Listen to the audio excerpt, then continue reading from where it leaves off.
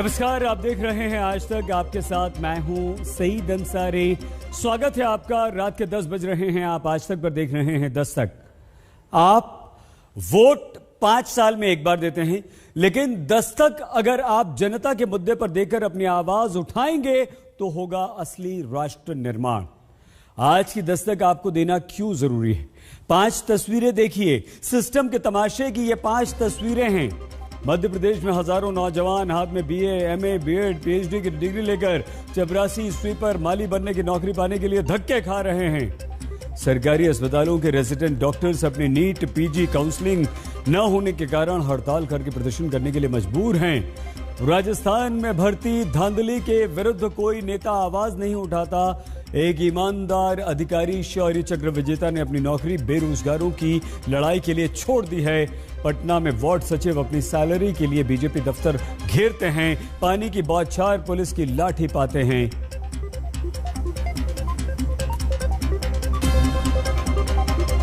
और इन 4 तस्वीरों की कहानी के बीच है उत्तर प्रदेश के उस पीयूष जैन की कहानी, जिसके घर से 200 करोड़ से ज्यादा का कैश, करोड़ों रुपए का सोना चांदी मिल चुका है। भ्रष्टाचार की कमाई की गिनाई जारी है। तो सवाल दस्तक देता सिर्फ एक, क्या एक पीयूष जैन अकेले सिस्टम की आंखों पर पट्टी बांधकर अरबों रुपए की काली कमाई को जन्म दे सकता है?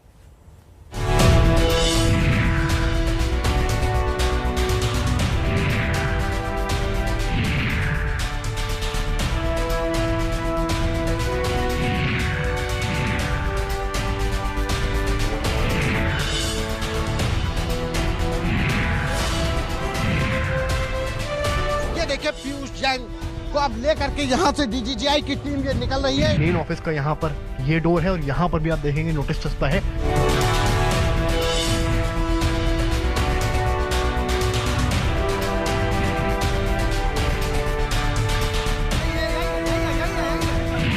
कंबल ओढ़कर घी पीने की कहावत आपने सुनी होगी। कानपुर के थाने में जमीन पर कंबल ओढ़कर लेटे ये काले धन के सबसे बड़े कारोबारी पीयूष जैन। सवाल सीधा सा, क्या पीयूष जैन अकेले अपने दम पर कंबल ओढ़कर काले धन की तिलिस्मी दुनिया बनाते रहे, या फिर पीयूष जैन को अब तक काले धन पर सिक्योरिटी ब्लैंकेट देने वाले कुछ लोग और हैं?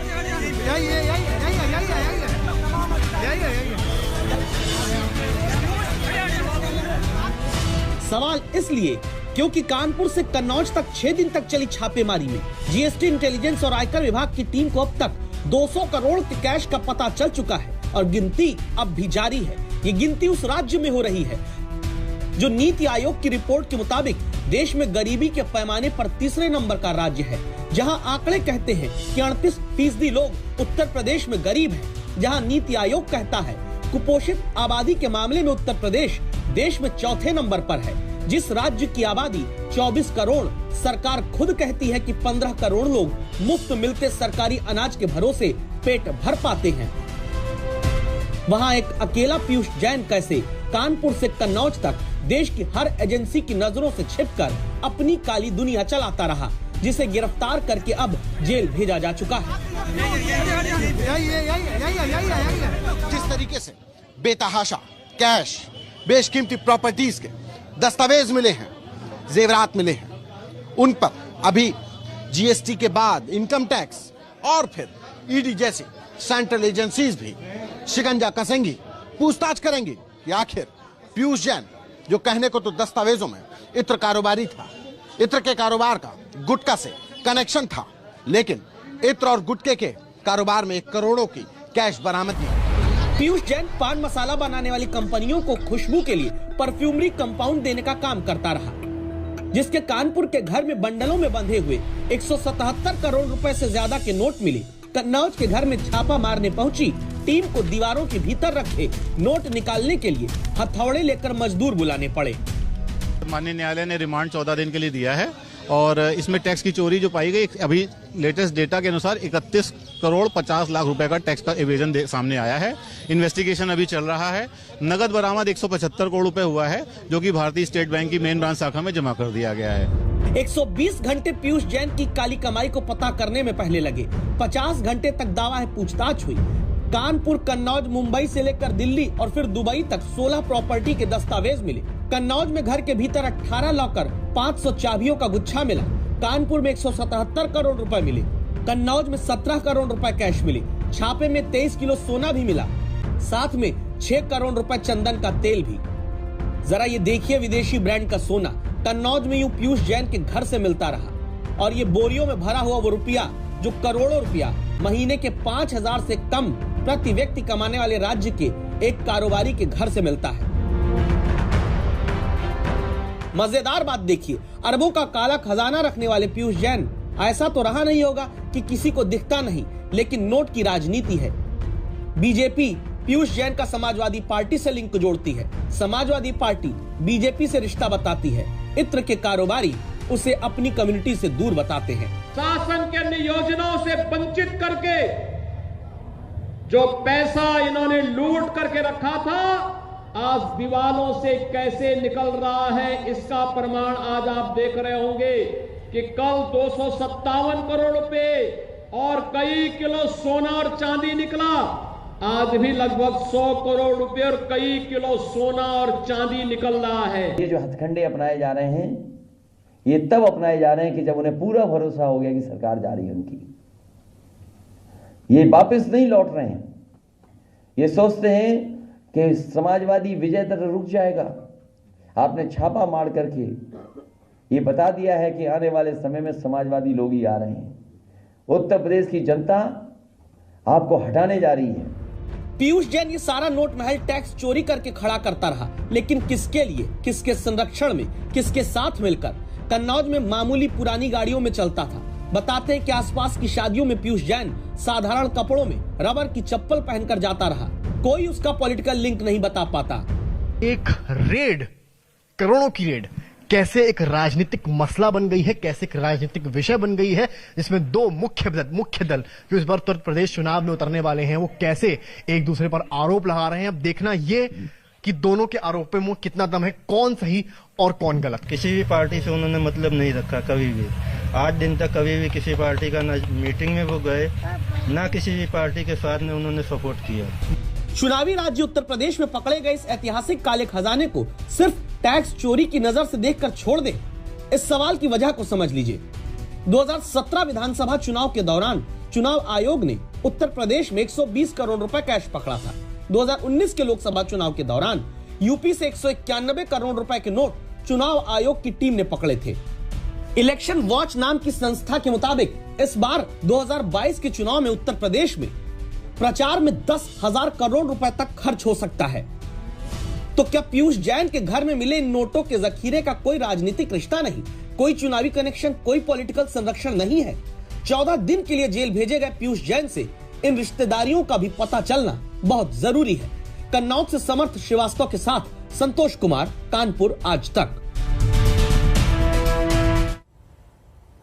काम का न काज का, दुश्मन अनाज का, ऐसे ही तानों का अपने पीठ पीछे बेरोजगार हमारे समाज में सुनते रहते हैं। जहां बेरोजगारी सिर्फ एक शब्द नहीं बल्कि एक अपशब्द के तौर पर इस्तेमाल होती है, उसी बेरोजगारी से हारकर उच्च डिग्रीधारी नौजवानों को सरकारें खड़ी कर देती हैं लाइन में। वो लाइन जहां बीए एमए पास को चपरासी बनने के लिए बीएड पास को, माली बनने के लिए पीएचडी पास को, स्वीपर बनने के लिए डबल एमए पास नौजवान को ड्राइवर बनने के लिए लाचार होकर खड़ा होना पड़ता है। मध्य प्रदेश में सिस्टम के इसी तमाशे के विरुद्ध अब आपको दस्तक देनी।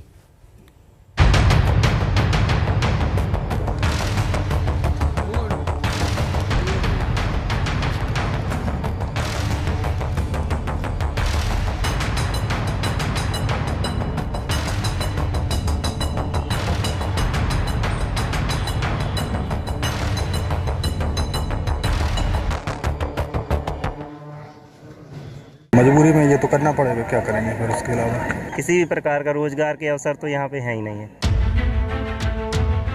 घर से दही शक्कर खाकर आए लाइन में खड़े मध्य प्रदेश के ये वो युवा हैं जिन्होंने बचपन से यही सुना कि पढ़ोगे लिखोगे तो बनोगे नवाब, खेलोगे कूदोगे तो होगे खराब।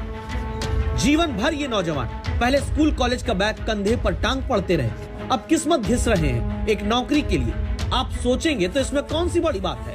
हम कहेंगे बस थोड़ा सा धैर्य करके देखिएगा, क्योंकि हाथों में फोल्डर लेकर आए इन बेरोजगारों के लिए आपकी दस्तक बहुत जरूरी है। ये फाइल खोलते हैं तो उसमें डिग्रियों, मार्कशीट्स का अंबार नजर आता है। इतनी डिग्री के बाद भी किस योग्यता की नौकरी के लिए नौजवान आए, ये जानने के लिए मिली अभिनंदन से। पहले इनकी बात को सुनिए। मैंने 2 मास्टर डिग्री की हुई है, जिसमें एक एमए इंग्लिश लिटरेचर से है और दूसरी एमए एजुकेशन है, एमएड जिसको बोला जाता है, और शिक्षा विभाग के लिए बीएड भी किया हुआ है, पीजीडीसीए भी है मेरे पास, डीसीए भी किया हुआ है, साइंस लाइन में बीएससी भी की हुई है। तो मेरे पास मास्टर डिग्रियां भी हैं और पीजी की यूजी की डिग्रियां भी हैं, लेकिन आज मजबूरी बस इस ज़िले में निकली हुई चपरासी की पोस्ट के लिए मुझे लगना पड़ रहा है। मतलब हकीकत यह है कि मध्य प्रदेश की अलग अलग जिला अदालतों में चपरासी और माली बनने के लिए बड़ी बड़ी डिग्रियों के युवाओं को आना पड़ता है। चपरासी, माली, स्वीपर की नौकरी के लिए 8वीं पास योग्यता मांगी गई है। भर्ती के लिए लाइन लगाकर एमए, एमसीए वाले खड़े हैं। ड्राइवर की नौकरी के लिए 10वीं की योग्यता मांगी है। नौकरी पाने के लिए एमएड से लेकर बीटेक वाले खड़े हैं। चपरासी, ड्राइवर, माली, स्वीपर के नरसिंहपुर में 16 पदों पर 7000 बेरोजगार इंटरव्यू देने आए हैं। संभव है कि किसी को लगे कि अरे पढ़े लिखे हैं तो सरकारी नौकरी के लिए ही क्यों इतनी कोशिश, प्राइवेट नौकरी कर ले। तो आपको जवाब सुनना जरूरी है। काफ़ी समय से प्राइवेट सेक्टर में भी ऐसी कोई वैकेंसीज नहीं है, और अगर वैकेंसी है तो क्वालिफिकेशन के अकॉर्डिंग वहाँ पे पेमेंट या सैलरी या अपन एक कहीं फिक्सेशन नहीं है। अभिनंदन की तरह चपरासी पद पर ही भर्ती के लिए आए ये दिव्यांग राजेश है। सोचिए कितनी कठिन परिस्थितियों में ये अपने पैर पर खड़े होने के मकसद से पढ़े होंगे, लिखे होंगे। समाज शास्त्र में एमए किया है, लेकिन बेरोजगारी के सरकारी शास्त्र के आगे हार जाते हैं। कभी कोरोना, कभी चुनाव के नाम पर भर्तियां टलती रही। एमए पास राजेश चपरासी ही बन जाएं की आखिरी उम्मीद लेकर नरसिंहपुर के अदालत में आए हैं। एमए मेरी डिग्री है, एमए पढ़ने के बाद चपरासी करनी पड़ी तो सर अब मिल ही नहीं रही। ये देख रहे 2 साल जो कोरोना में चलेगा, 5 साल जो सरकार बने में चलेगा। हर सरकार अपने राज्य में राम राज्य लाने की बात करती है, लेकिन राम राज्य में पढ़े लिखे बेरोजगारों के सपने राम भरोसे हो जाते हैं जब वॉचमैन, स्वीपर, माली और ड्राइवर जैसे पदों के लिए इन युवाओं को, जिन्होंने पीएचडी, बीएड और एमए तक किया होता है, लाइन लगाकर धक्के खाने पड़ते हैं। ये मत सोचिएगा कि एक जिले या एक राज्य की कहानी है। मध्य प्रदेश तो नमूना मात्र है। 450 किलोमीटर दूर ग्वालियर चलिए, जिला एवं सत्र न्यायालय में जमीन पर लाइन लगाकर बैठे ये वो युवा हैं जिनके पास फाइल में डिग्रियां graduation, post graduation, LLB, BTech की है। लेकिन फिलहाल ये ग्वालियर की अदालत में माली, चपरासी, ड्राइवर और स्वीपर की भर्ती का इंटरव्यू देने की कतार में है। ग्वालियर में प्यून, माली, ड्राइवर, स्वीपर की 15 पोस्ट है। 11,000 हाईली क्वालिफाइड युवा पहुंचे हैं। बीए किया हुआ है अपन ने, और थोड़ा बहुत कंप्यूटर जानते हैं। अब सभी जानते रहे हैं कि समाज में क्या क्या चीज़ चल रही हैं। बहुत पढ़े लिखे यहाँ पे और भी ग्रेजुएट भी लोग आए हुए हैं, अच्छे से अच्छे लोग आए हुए हैं। एमए, बीए, एमबीए सभी तरह के लोग आए हुए हैं। आखिर ये नौबत क्यों आती है? कारण है सरकारी पदों को भरने में सुन्न होकर सन्नाटा मारकर बैठी सरकारें और सिस्टम। सरकार मध्य प्रदेश की खुद विधानसभा में बता चुकी है कि 2020 के अंत तक मध्य प्रदेश में 24,72,000 बेरोजगार पंजीकृत हैं। साल 2020 में ही अकेले नए बेरोजगार 6,11,000 जुड़े हैं। आर्थिक सर्वेक्षण में मध्य प्रदेश की सरकार ने बताया कि साल 2020 में उसने 3,605 आवेदकों को नौकरी दिलवाई है। आंकड़ों के मुताबिक मध्य प्रदेश में पुलिस, शिक्षा, पटवारी समेत कई विभाग में 80,000 से ज्यादा पद खाली है। सरकार या तो पद भरेगी नहीं या फिर ठेके पर मजदूर की तरह संविदा पर रखकर काम चलाऊ रूप से रोजगार दिया जाता है, जिससे बेरोजगारी लगातार और बढ़ती है।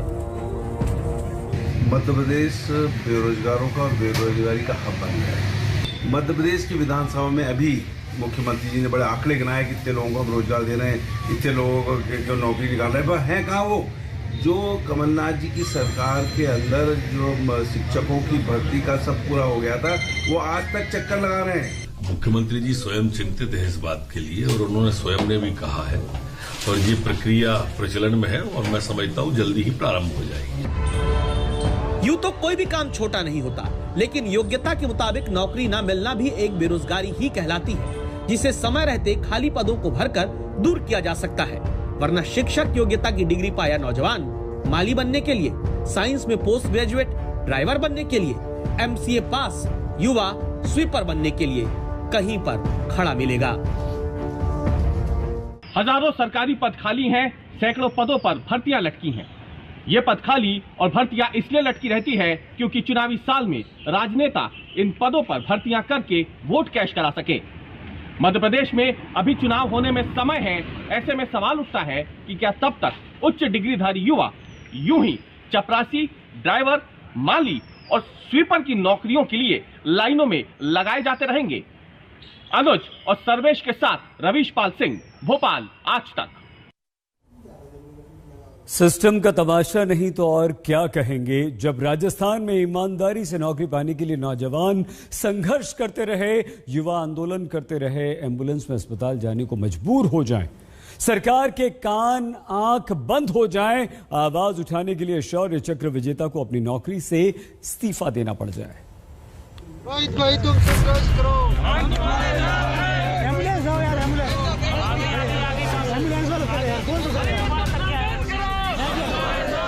एक तरफ जयपुर के वो नौजवान हैं जो रोजगार के लिए संघर्ष करते हैं, बीमार हो रहे हैं, मुख्यमंत्री से गुहार लगा रहे हैं। मैं मुख्यमंत्री जी से यही गुहार करना चाहूंगा कि वो इन बच्चों को जल्दी से 31,000 से बढ़ाकर 50,000 पद कर दे। क्यों हमारी जान लेने के लिए तुले हुए हो। दूसरी तरफ राजस्थान के वो नौजवान अधिकारी जिन्होंने देशवासियों की रक्षा के लिए दुश्मनों से लोहा लिया, शौर्य चक्र का सम्मान जिन्हें देश ने दिया, क्षमता, दृढ़ता, साहस तथा कर्तव्य निर्वहन के प्रति निस्वार्थ समर्पण का परिचय दिया, श्री विकास जाखड़।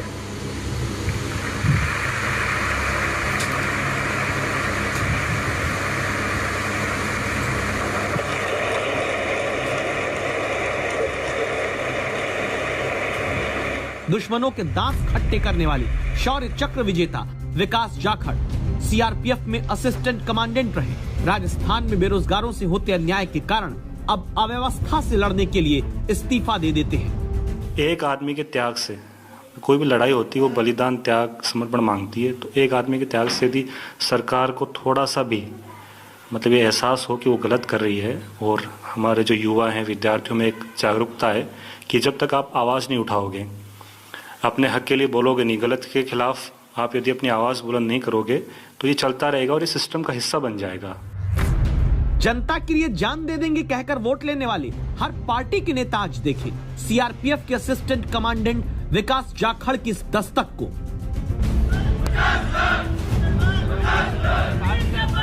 जब राजस्थान में सर्दी, बारिश, धूप में लगातार दिन रात एक करके हजारों युवा रीट भर्ती यानी शिक्षक भर्ती से जुड़े पदों को बढ़ाने की लड़ाई लड़ रहे हैं,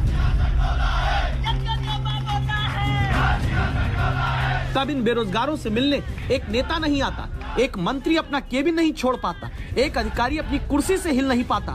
तब इन्हीं युवाओं की लड़ाई लड़ने के लिए CRPF के उन असिस्टेंट कमांडेंट विकास जाखड़ ने अपनी नौकरी से इस्तीफा दे दिया, जहां वो 36 वर्ष और काम कर सकते थे। क्या एक विधायक में है हिम्मत कि वो विकास जाखड़ की तरह आगे आकर कहे कि हाँ, हो रहा है अन्याय राजस्थान के इन बेरोजगार युवाओं के साथ जो जमीन पर हाथ जोड़कर नतमस्तक है। हाँ, मैं भी विकास जाखड़ की तरह इन नौजवानों के साथ आंदोलन करने के लिए छोड़ता हूँ अपनी कुर्सी। क्या एक विधायक या मंत्री ऐसा कह सकता है? छोड़ सकता है कि अपनी लाल बत्ती, अपना लाखों का वेतन और भत्ता? नहीं है किसी में भी हिम्मत। बेरोजगारों के लिए आहत होकर असिस्टेंट कमांडेंट का नौकरी छोड़ देना क्या राजस्थान सरकार को आहत कर पाएगा? जिस तरह से लगातार बेरोजगार आंदोलन कर रहे हैं, देखा जा सकता है ये शहीद स्मारक है, और यहाँ से जिधर भी आपकी नजरें जाएंगी आप देख सकते हैं ये सारे बेरोजगार हैं जो अलग अलग मांगों के लिए यहाँ पर बैठे हुए हैं, चाहे विद्यार्थी मित्र पंचायत हो या पैरा टीचर्स हो या फिर रीट के परीक्षार्थी हो, बेरोजगार हो। इस तरह से यहाँ पर लगातार ये आंदोलन कर रहे हैं, मगर सरकार की तरफ से कोई सुनवाई नहीं हो रही है, कोई इनसे वार्ता करने के लिए नहीं आ रहा है।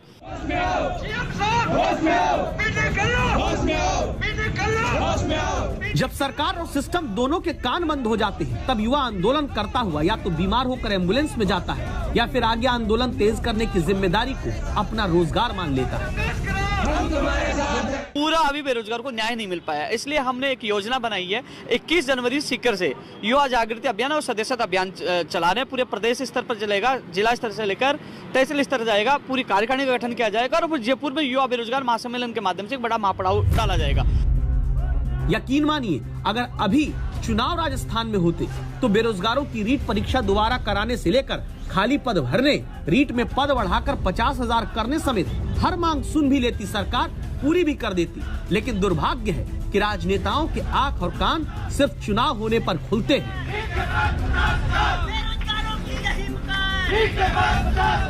इसीलिए शौर्य चक्र विजेता अपनी नौकरी का बलिदान देते हैं, देश के भविष्य का जिम्मा उठाने वाले बेरोजगारी के दलदल में, ताकि न धकेले जा सके। शरद कुमार, जयपुर, आज तक।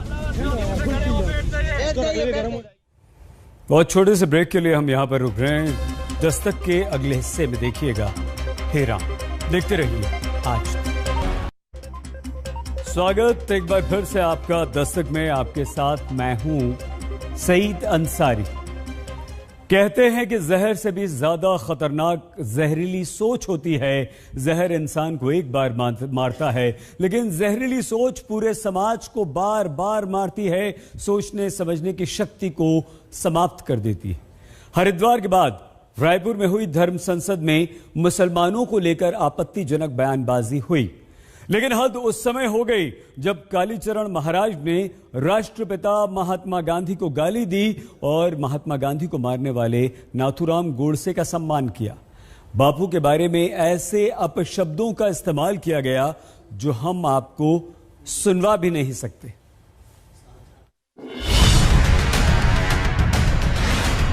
अगर धर्म का संरक्षण करना है तो राजा कट्टर हिंदूवादी बिठा। उसने जो धौंस दी 15 मिनट में काट डालेंगे, क्योंकि उनकी तैयारियां है भाइयों। और तुम्हारी तैयारियां क्या है बे? हैं? क्या तैयारियां? कोई तैयारियां नहीं। मुसलमानों का, क्रिश्चियनों का स्पष्ट टारगेट है, राजा क्रिश्चियन या मुसलमान बैठे अथवा क्रिश्चियनों को या मुसलमानों के तलवे चाटने वाला बैठे। जो हिंदू इसमें काम करेगा, जो हिंदू इसमें काम करेगा। बापू, हम शर्मिंदा है क्योंकि आपको गालियां देने वालों की बातों पर ठहाके लगाए जा रहे हैं। बांग्लादेश और पाकिस्तान हमारे सामने कब्जाया, उन्होंने राजनीति के द्वारा कब्जाया। मोहनदास करमचंद गांधी ने सत्यानाश किया। वो नाथूराम गोडसे जी को नमस्कार है, मार डाला। बापू, हम शर्मिंदा है क्योंकि कुछ नेता देश की सर्वधर्म संभाव वाली संवेदना से बेखबर हैं। The Hindu has been taken out from his mother religion. There is only one possible solution. There is only one solution to address this anomaly. Those people who have left their mother religion and have, for various socio-political, economic reasons over the course of India's history, those who have gone out of the Hindu fold must be brought back in whole. बापू, हम शर्मिंदा हैं क्योंकि संविधान से मिले हक को कुछ मुट्ठी भर लोग चुनौती दे रहे हैं।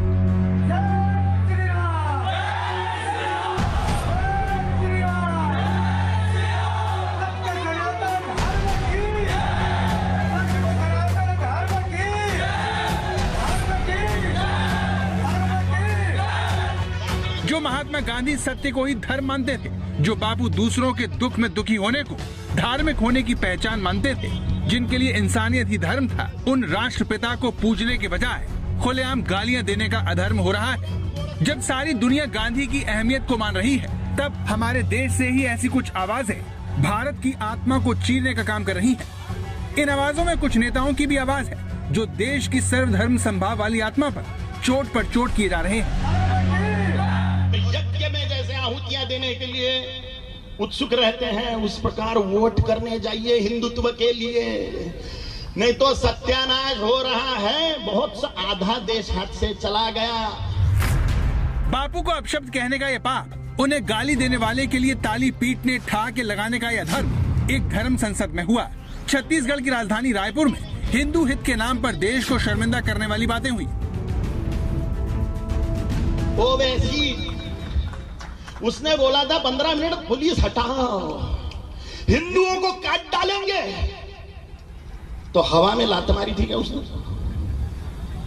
नहीं, हवा में लात नहीं मारी उसने। सच्ची में मुसलमानों की तैयारियां हैं, सच्ची में मुसलमानों की तैयारियां हैं। ये पुलिस वाले जब मस्जिदों पे और मदरसों पे रेड करते हैं तो तलवारों के, आरडीएक्स के, AK-47 के जखीरे निकलते हैं। तुम्हारे मंदिरों में क्या है? क्या है तुम्हारे मंदिरों में? सोने चांदी की तलवारें हैं जिससे सब्जी नहीं काटी जा सकती। कालीचरण महाराज पिछले साल मध्य प्रदेश के भोजपुर के मंदिर में शिवांडव स्रोतम गाकर सोशल मीडिया पर चर्चित हुए थे।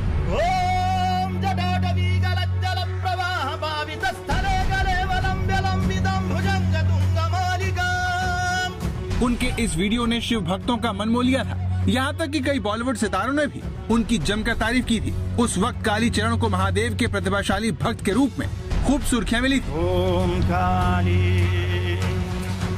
कालीचरण महाराज महाराष्ट्र के अकोला के पुराने शहर शिवाजी नगर के रहने वाले हैं। उनका असली नाम अभिजीत धनंजय सराग है। अकोला में जन्मे अभिजीत के पिता की एक मेडिकल शॉप है।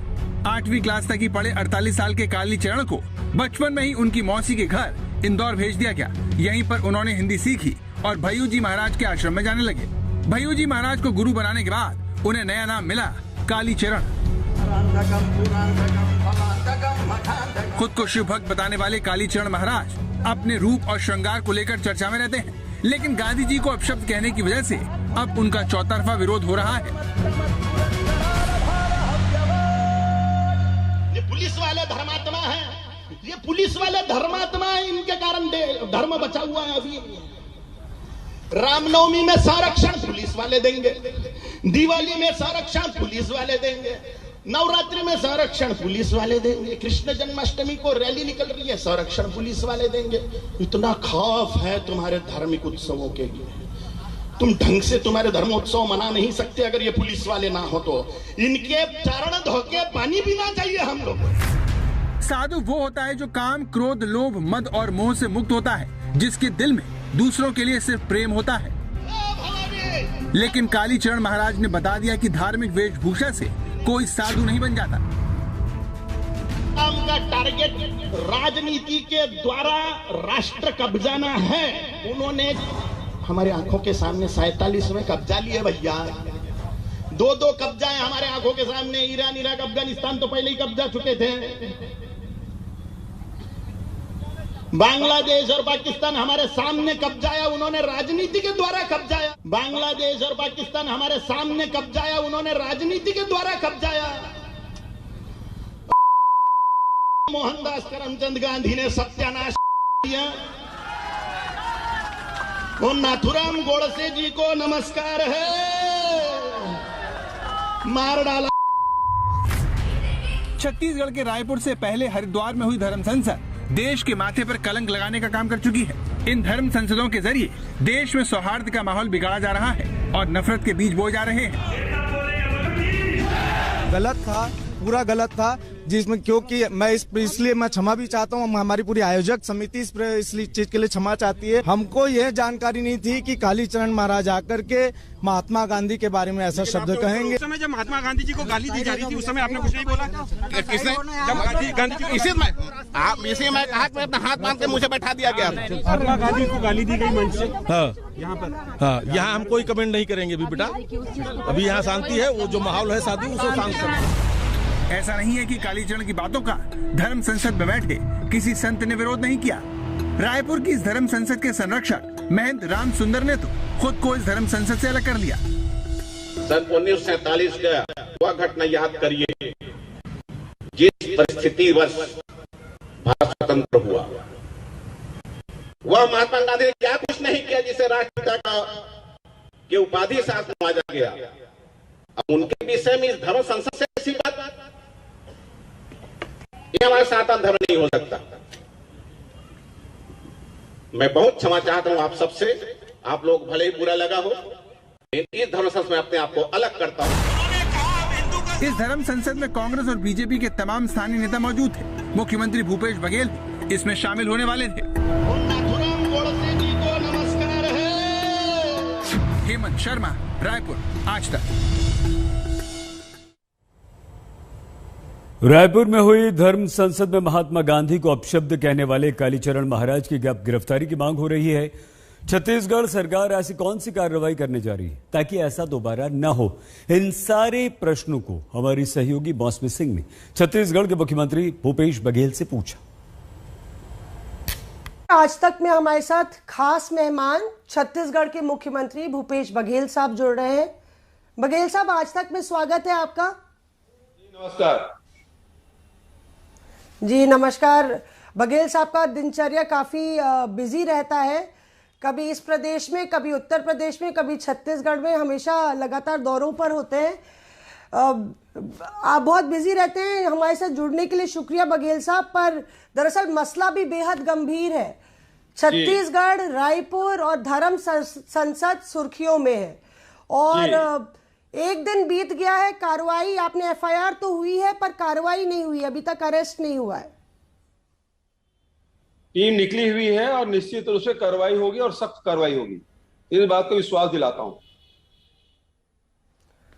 क्या एफआईआर दबाव में और खाना पूर्ति के लिए हुई? क्योंकि धारा 505(2) और 294 के तहत मामला तो दर्ज किया गया है, पर कालीचरण महंत के खिलाफ किया गया है, बाकी ऑर्गेनाइजर्स के खिलाफ कोई कार्रवाई क्यों नहीं बघेल साहब? देखिए, विवेचना में सारी बातें आएगी और पुलिस विवेचना में मतलब पहले ही एफआईआर में सारी धाराएं नहीं लग जाती, विवेचना में लिया गया है और विवेचना में जो लोग भी दोषी पाए जाएंगे उनके खिलाफ कार्रवाई की जाएगी। इस बात को विश्वास में दिलाता हूं जी। क्योंकि मसला दरअसल सिर्फ रायपुर का नहीं है। अभी हरिद्वार में जो धर्म संसद हुई थी वो भी सुर्खियों में थी और लगातार ये आरोप लग रहे हैं कि जो आयोजक है, अगर बात करें महंत राम सुंदर दास की, तो वो उनको कैबिनेट रैंक मिली हुई है, कैबिनेट का दर्जा मिला हुआ है। तो ऐसा आरोप विपक्ष लगा रहा है कि कांग्रेस के संरक्षण में इस धर्म संसद को इजाजत दी गई और इस तरह से वैमनस्य फैलाने की इजाजत कांग्रेस के संरक्षण में दी गई, कांग्रेस के नेताओं की मौजूदगी में। क्या कहेंगे? देखिए मौसमी जी, ये जो धर्म संसद का आयोजन किया गया, तो आयोजकों ने न केवल महंत राम सुंदर दास को संरक्षक बनाया, बल्कि यहाँ रायपुर के अन्य विधायक हैं उसको भी संरक्षक बनाया गया, भारतीय जनता पार्टी के विधायक है उसको भी संरक्षक बनाया गया, यहाँ के जो पार्षद हैं उनको भी उसमें आयोजकों में शामिल किया गया। तो ये क्योंकि सनातन धर्म के बारे में चर्चा होगी तो स्वाभाविक रूप से सब लोग इसकी सहमति दे दी। देशद्रोह का मुकदमा क्या दर्ज किया जाएगा? क्योंकि ये भी मांगे उठ रही हैं, क्योंकि देश के राष्ट्रपिता के खिलाफ इस तरह की अभद्र टिप्पणियां हुई, इस तरह की गालियां निकाली गई, इस तरह की भाषा का प्रयोग किया गया, तो देशद्रोह का मुकदमा क्या दर्ज होना चाहिए? वो मौसमी जी, जिस प्रकार से राष्ट्रपिता महात्मा गांधी के खिलाफ जिन शब्दों का प्रयोग किया गया है, सामान्य व्यक्ति के लिए भी ये मुनासिब नहीं है। और वो संत का चोला पहना हुआ था, गेरुआ वस्त्र पहना हुआ था, उससे तो कतई उम्मीद नहीं की जा सकती। लेकिन यदि कोई गुंडे बदमाश इस प्रकार से यदि वस्त्र धारण कर ले और इस प्रकार, तो उसे साधु तो नहीं कहा जा सकता, लेकिन वो किया गया तो उसके खिलाफ तो कड़ी कार्रवाई होगी ही। आपने जिक्र किया कि दुरुपयोग हो रहा है इस तरह के मंचों का। क्या चुनाव है 5 राज्यों में, उत्तर प्रदेश के आप प्रभारी भी हैं, चुनाव प्रभारी, तो क्या चुनावी मौसम को देखते हुए आप कह रहे हैं कि ये साजिश हो रही है एक तरीके से माहौल बिगाड़ने की, चाहे वो हरिद्वार हो या रायपुर? बिल्कुल, ये सीरीज तो चल रहा है छत्तीसगढ़ में। इसके पहले भी धर्मांतरण को लेकर, सांप्रदायिकता को लेकर बहुत भारतीय जनता पार्टी और आरएसएस के अनुषंगिक संगठनों ने बहुत सारे कार्यक्रम किए, लेकिन छत्तीसगढ़ शांत प्रिय प्रदेश है और अभी जो उपचुनाव हुए उसमें मुंह की खानी पड़ी। और रमन सिंह जो पूर्व मुख्यमंत्री हैं उसके वार्ड से भी वो चुनाव हारे जहां उपचुनाव हो रहे थे। तो यहाँ की जनता ने बिल्कुल इनको दरकिनार कर दिया और जो चुनाव हुए उसमें से 14 ये लोग बुरी तरह हारे। तो जनता ने जवाब दे दिया, छत्तीसगढ़ में इस प्रकार की कोई चीज नहीं चलती। ये शांति प्रिय प्रदेश है, यहाँ भाईचारा और प्रेम और सौहार्द का वातावरण है। इस यहाँ के वातावरण में जहर घोलने की जो कोशिश करेगी जनता बर्दाश्त नहीं करती। और बहुत छोटा सा ब्रेक दस्तक में, आज के लिए बस इतना ही। आप प्लीज अपना बहुत ख्याल रखिएगा, देखते रहिए आज तक।